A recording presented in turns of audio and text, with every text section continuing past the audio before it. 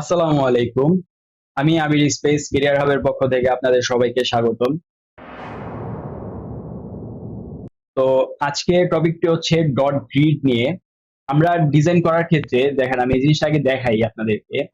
Ellipse নিয়ে আমরা এরকম যদি একটা শেপ নেই, নেওয়ার পর এরকম করি,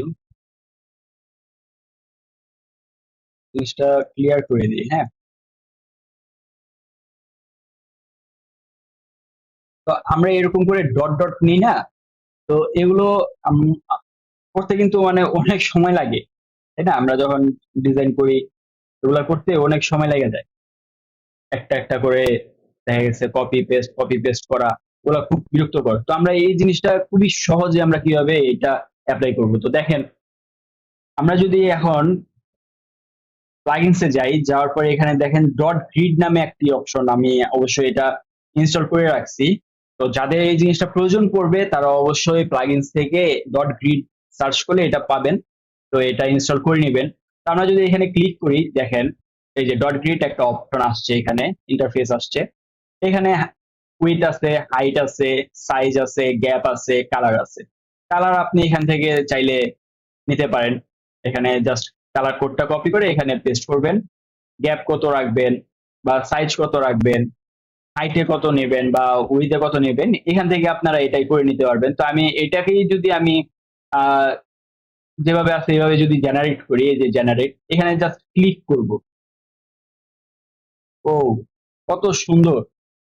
দেখেন কত সুন্দরভাবে জিনিসটা হয়ে গেল। হ্যাঁ, এখন আপনি চাইলে এখান থেকে কালারও চেঞ্জ করতে পারতেছেন। দেখেন, যে কালারই না মানে ওইখানে যে কালারই সাজেস্ট থাকুক কোনো সমস্যা নাই, আপনি চাইলে এখান থেকে কালার সিলেক্ট করতে পারতেছেন। আপনার মন মতো যে কালার প্রয়োজন হয় এই কালারটা আপনি দিতে পারতেছেন।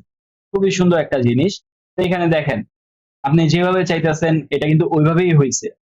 দেখেন এখানে গ্রিডের একটা হয়েছে, ফ্রেম হয়েছে। আপনি এখান থেকে চাইলে ফ্রেম কমাতে পারবেন, ঠিক আছে? যদি চান এই ফ্রেম এটা আমার দরকার নাই, আপনি এটা ডিলিট করে দেন।